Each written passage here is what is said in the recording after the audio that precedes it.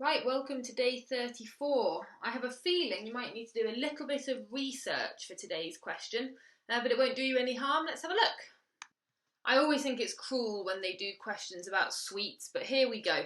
The question is about how many sweets are there? So it's interesting that we've got the word about. Mathematicians don't often use the word about, we like exact answers. But let's have a look at why perhaps they've written about. So, some small sweets, rather like Smarties, are packed into cylindrical tubes, so like a Pringles tube, of the same height.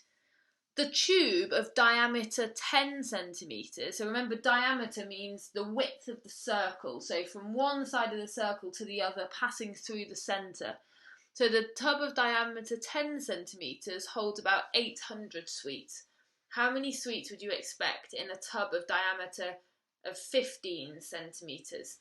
So this, you're going to have to do a little bit of research on volume of cylinders, but also on what we call scale factors, volume scale factors.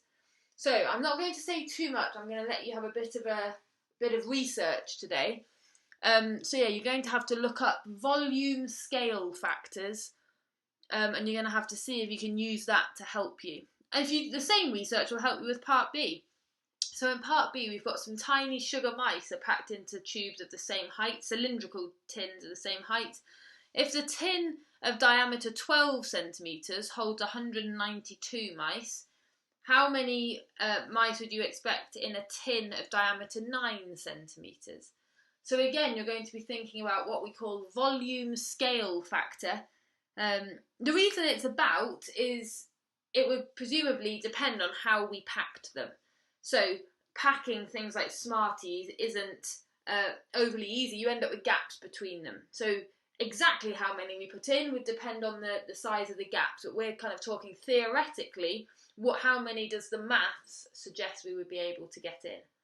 So a little bit tricky today, but best of luck. If you want any help, you just need to let me know. Email me and I'm more than happy to help. Best of luck.